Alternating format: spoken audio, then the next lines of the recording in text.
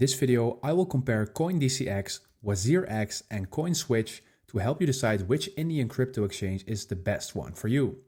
I will go over trading features, fees, security, and overall ease of use to give you a clear winner.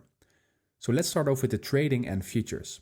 So CoinDCX offers spot trading, futures, and staking with a wide selection of cryptocurrencies. WazirX, known for its P2P trading and Binance integration, making it great for liquidity. And Coinswitch, on the other hand, is a beginner-friendly platform with easy INR rupee deposits but no order book trading. You can already see on the first glance that it is really user-friendly. It is a really nice app, it is registered and ISO certified. But let's talk about the fees and the costs. CoinDCX uses a maker-taker model with competitive fees. WazirX charges 0.2% trading fees, but P2P transfers are free. And Coinswitch has no trading fees, but spreads are higher, affecting overall costs. And this is depending on different assets. So let's talk about security and regulation right now.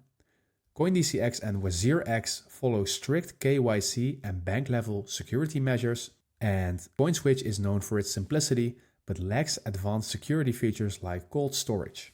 So that is something that you need to consider in terms of security and regulation.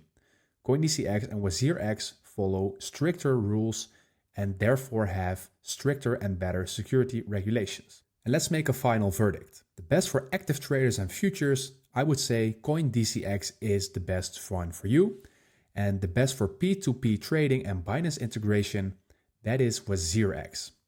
And the best for beginners and simplicity is Coinswitch. And I have to say, each platform has its strengths. CoinDCX is great for serious traders. WazirX is perfect for P2P and Binance users, while Coinswitch is the best for newcomers. Let me know which one you prefer. CoinDCX, WazirX, or Coinswitch. Thank you guys for watching and subscribe to my YouTube channel.